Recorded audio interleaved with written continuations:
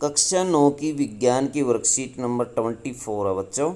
जीवन की मौलिक इकाई माइटोकॉन्ड्रिया और रसधानियाँ। आज हम स्टडी करेंगे माइटोकॉन्ड्रिया और रसधानियों के बारे में। तो देखिए बच्चों, माइटोकॉन्ड्रिया का क्या कार्य होता है। जिज्ञासा दीदी कोशिका को विभिन्न जैविक क्रियाएं करने के लिए ऊर्जा कहाँ से और कैसे प्राप्त होती है। जिज्ञासा बताती है ज्ञान को। देखिए, ज्ञान यह काम भी एक कोशिका अंग के द्वारा होता है। कोशिका के एक अंग द्वारा किया जाता है जिसे माइटोकॉन्ड्रिया कहते हैं। ये माइटोकॉन्ड्रिया का चित्र बच्चों। एक कोशिका में सभी रासायनिक क्रियाओं को करने के लिए आवश्यक ऊर्जा एटीपी के रूप में माइटोकॉन्ड्रिया द्वारा प्राप्त होती है। किसके रूप में प्राप्त होती है बच्चों? एटीपी के रूप में। और एटीपी का पूरा नाम है एडिनोसिन ट्राइफॉस्फेट। किस रूप में भंडारित हो जाती है? एटीपी के रूप में। और ये कौन बनाता है? माइटोकॉन्ड्रिया बनाता है। माइटोकॉन्ड्रिया एटीपी का उत्पादन कर कोशिका को ऊर्जा प्रदान करता है, इसलिए इसे कोशिका का ऊर्जा घर या ऊर्जा संयंत्र, बिजली घर, पावर हाउस भी कहते हैं। तो पावर हाउस, बिजली घर, ऊर्जा संयंत्र इसको कहा जाता है। एटीपी का निर्माण माइटोकॉन्ड्रिया में श्वसन अभिक्रिया द्वारा होता है बच्चों। और एटीपी में संचित ऊर्जा ही कोशिका की ऊर्जा होती है। इसी संचित ऊर्जा को कोशिका की ऊर्जा कहते हैं। माइटोकॉन्ड्रिया की सबसे बाहरी झिल्ली छिद्रित होती है। सबसे बाहरी झिल्ली छिद्र युक्त होती है बच्चों। छिद्र होते हैं, देखिए ये छिद्र हैं, ये आपको दिखाई दे जाएंगे इसके अंदर। भीतरी झिल्ली वलित होती है। भीतरी झिल्ली जो होती है वो वलित होती है, वल्ले की तरह होती है। जैसे वल्ले होता है बच्चों, घुमावदार, ऐसे होती है, वलित होती है। माइटोकॉन्ड्रिया एक ऐसा कोशिका अंगक है जिसके पास अपना डीएनए और राइबोसोम होता है। इसमें क्या पाए जाते हैं? डीएनए और राइबोसोम पाए जाते हैं। ये डीएनए देख सकते हैं, ये है डीएनए। तो डीएनए और राइबोसोम अपने पाए जाते हैं इसके, इसलिए यह अपने कुछ ज़रूरी प्रोटीन स्वयं बनाता है। किसके द्वारा बनाता है? डीएनए के माध्यम से स्वयं प्रोटीन बना लेता है। दीदी, पादप कोशिका में रसधानियों का क्या महत्व है? ज्ञान हम जानते हैं कि जंतु कोशिका में रसधानियाँ बहुत छोटी और अनुपस्थित होती हैं। बच्चों, कोशिका दो प्रकार की होती है। एक जंतु जो जैसे हमारे अंदर पाई जाती है, पशुओं के अंदर पाई जाती है, और दूसरी होती है पादप कोशिका जो केवल पेड़ पौधों में पाई जाती है। अब इसने कहा कि जंतु कोशिका में, यानी हमारी वाली जो कोशिका है उसमें रसधानियाँ बहुत छोटी होती हैं, जबकि पादप कोशिका में ये बड़ी होती हैं और अनुपस्थित भी होती हैं, कई बार नहीं भी होती।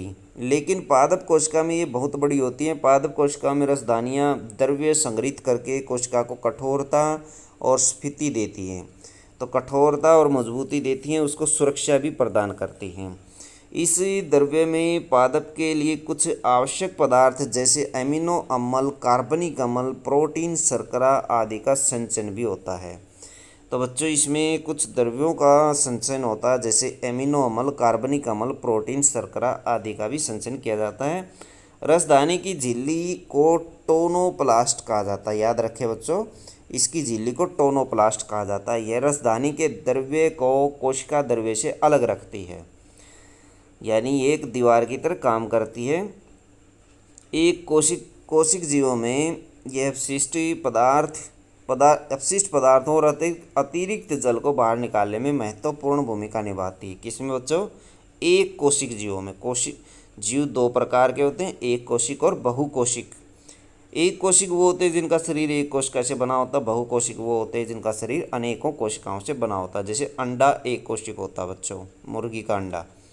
और जैसे हमारा शरीर जो होता है बच्चों, वो बहुकोशिक होता है। अंडा एकल सेल के रूप में आप ले सकते हैं, जैसे शुतुरमुर्ग का अंडा है, वो भी एकल कोशिका है।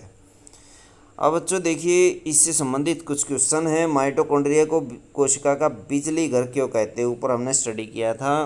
बिजली घर, ऊर्जा संयंत्र, पावर हाउस इसको क्यों कहा जाता है? क्योंकि ये क्या करता है? एटीपी बनाता है।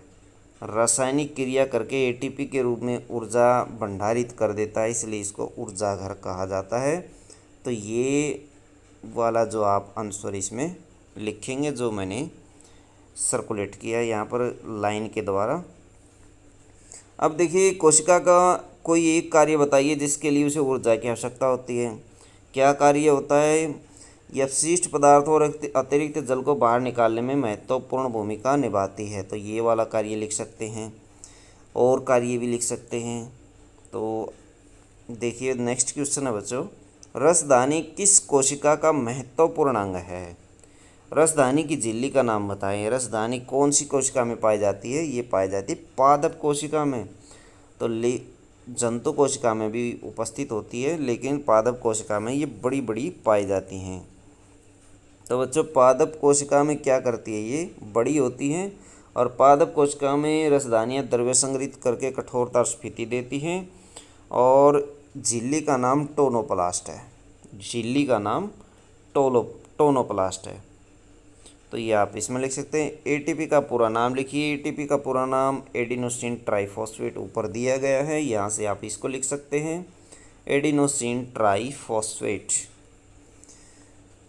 पादप के लिए आवश्यक रसदानी में उपस्थित कोई 3 पदार्थ लिखिए। तो 3 पदार्थ एमिनो अम्ल, कार्बनिक अम्ल, प्रोटीन, शर्करा, इनका संचयन होता है, ये आप लिख सकते हैं, रसदानी में उपस्थित होते हैं।